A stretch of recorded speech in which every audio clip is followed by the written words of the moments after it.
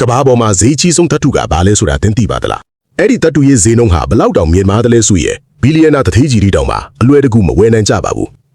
အဆင့်ကရွှေကို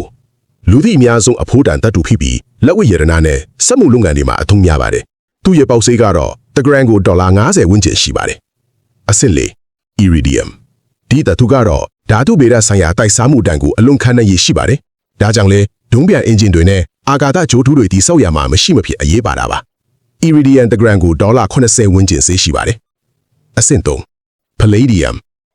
မော်တော်ကားထုတ်လုပ်ရေး electronic နဲ့လက်ဝတ်ရတနာလုပ်ငန်းတွေမှာအဝယ်အလွန်လိုက်တဲ့ဓာတ်ထုပါစိတ်ဝင်စားဖို့ကောင်းတာကခေတ်ပေါ်ကားတစ်စီးချင်းတိုက်မှာဒီဓာတ်ထုပြန်မြ9 gram လောက်ပါဝင်နေတာပဲဖြစ်ပါတယ် Palladium တဂရမ်ရဲ့တန်ဖိုးဟာဒေါ်လာ100နီးပါးရှိပါတယ်အဆင့်၂ Rhodium အလွန်ကိုရှားပါတဲ့ဓာတ်ထုဖြစ်ပြီးတစ်နှစ်လုံးမှာထုတ်လုပ်မှုပမာဏတတန်တောင်မပြည့်ပါဘူးအဓိကအားဖြင့်ကားတွေကနေထွက်လာတဲ့တဆိတ်ငွေတွေကိုရှော့ချပြတဲ့စနစ်တွေမှာအသုံးပြုပါတယ် Rhodium တဂရမ်ရဲ့ဈေးနှုန်းဟာဒေါ်လာ4000အထိမြင့်တက်နိုင်ပါတယ်အဆင့်၁ Osmium ကမ္ဘာဈေးအကြီးဆုံးဓာတ်ထုအထိထိပ်ဆုံးကပြက်သားဦးဆောင်နေတာကတော့ Osmium ပါပဲ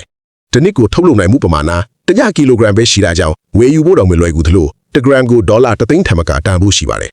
ကဲဒီဗီဒီယိုလေးကိုကြည့်ပြီးရွှေငွေတွေပိုင်ဆိုင်ပြီးချမ်းသာကြပါစေဗျာကျွန်တော် channel လေးကို follow ပေးဖို့မမေ့နဲ့နော်